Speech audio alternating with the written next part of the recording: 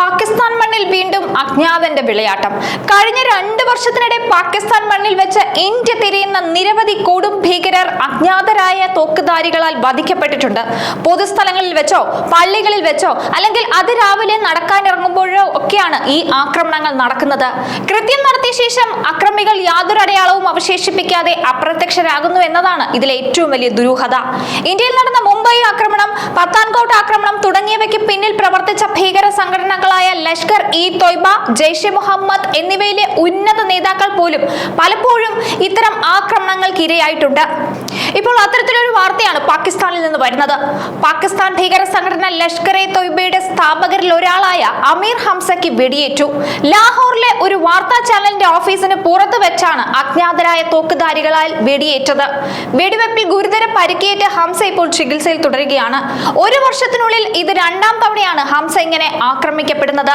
ലാഹോറിലെ ഒരു പിണ്ടി സ്റ്റോപ്പിന് സമീപം പ്രാദേശിക TV സ്റ്റേഷനിൽ നിന്ന് വീട്ടിലേക്ക് മടങ്ങുമ്പോഴാണ് 67കാരനായ ഹംസയെ ബൈക്കിലെത്തിയ ആയുധധാരികൾ വെടിയുതിർത്തത്. വെടിവെപ്പിന് പിന്നാലെ അക്രമികൾ സംഭവ സ്ഥലത്ത് നിന്നും രക്ഷപ്പെട്ടിരുന്നു.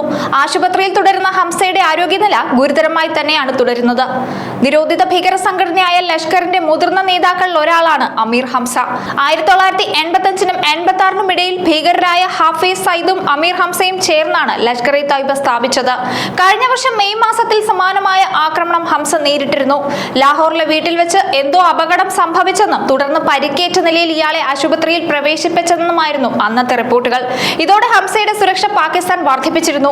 ഇനി ഹംസയെ കുറിച്ചുള്ള കൂടുതൽ കാര്യങ്ങളിലേക്ക് വന്നാൽ, പാകിസ്ഥാനിലെ പഞ്ചാബ് പ്രവിശ്യയിലെ ഗുജ്റാൻവാല നഗരത്തിൽ നിന്നുള്ള ഹംസയെ 2012 ഓഗസ്റ്റിൽ അമേരിക്ക ആഗോള ഭീകരനായി പ്രഖ്യാപിച്ചു. ലഷ്കറിയുടെ 2ാമത്തെ പ്രധാന നേതാവായാണ് ഇയാളെ കണക്കാക്കുന്നത്. ഇന്ത്യയിൽ അടക്കം നടന്ന ഒട്ടേറെ ഭീകരാക്രമണങ്ങൾക്ക് പിന്നിൽ അമീർ ഹംസയായിരുന്നു. കൊടും ഭീകരരായിരുന്ന ഹാഫിസ് സയ്യിദുമായും അബ്ദുൾ റഹ്മാൻ മക്കിയുമായും അടുത്ത ബന്ധമുള്ള ആളാണ് ഹംസ. ലഷ്കർ കേന്ദ്ര കമ്മിറ്റിയിൽ ഹംസ എത്തിച്ചത് ഹാഫിസ് സയ്യിദിന്റെ ഇടപെടലായിരുന്നു. 2000ന്റെ തുടക്കത്തിൽ ഇന്ത്യയിൽ പദ്ധതികൾ ആസൂത്രണം ചെയ്യാൻ ഹംസയെ ചുമതലപ്പെടുത്തിയിരുന്നു.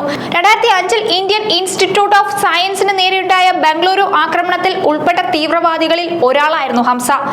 US ട്രഷറി വകുപ്പിന്റെ കണക്കനുസരിച്ച് ലഷ്കറിന്റെ കേന്ദ്ര ഉപദേശക സമിതി അംഗമായ ഹംസ മറ്റ് ഭീകര സംഘടനകളും നേതാക്കളുമായി അടുത്ത ബന്ധം പുലർത്തുന്നുണ്ട്.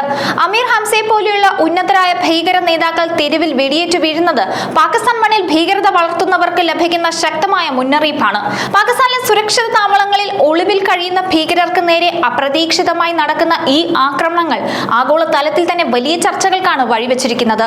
ലഷ്കർ ഇ തോയ്ബയുടെയും ജെയ്ഷെ മുഹമ്മദിന്റെയും ഉന്നത നേതാക്കൾ പാക് സൈന്യത്തിന്റെ കനത്ത സുരക്ഷാ വലയത്തിനുള്ളിൽ വെച്ച് പോലും വെടിയേറ്റ് വീഴുന്നത് പാകിസ്ഥാന്റെ രഹസ്യാന്വേഷണ ഏജൻസികൾക്ക് വലിയ നാണക്കേടായി മാറുന്നു. കൃത്യമായ പ്ലാനിങ്ങോടെ നടപ്പിലാക്കുന്ന ഈ കൊലപാതകങ്ങൾക്ക് പിന്നിൽ പ്രവർത്തിക്കുന്നവരെ കണ്ടെത്താൻ കഴിയാത്തത് പാക് മണ്ണിൽ ഭീകരത വളർത്തുന്നവർക്ക് നൽകുന്ന മുന്നറിയിപ്പാണ്. തങ്ങളുടെ ഓരോ നീക്കവും ആരോ നിരീക്ഷിക്കുന്നുണ്ടെന്നും എവിടെ വെച്ചും തങ്ങൾ വേട്ടയാടപ്പെടാമെന്നും അവർ ഭയപ്പെടുന്നു. പാകിസ്ഥാൻ ഏജൻസികൾ തന്നെ അവർക്ക് ബാധ്യതയാകുന്ന പഴയ ഭീകരരെ ഒഴിവാക്കുന്നതാണോ അതോ ഭീകര സംഘടനകൾ തമ്മിലുള്ള കുടിപ്പകയാണോ ഇതിന് പിന്നിലെന്ന് ഇപ്പോഴും വ്യക്തമല്ല.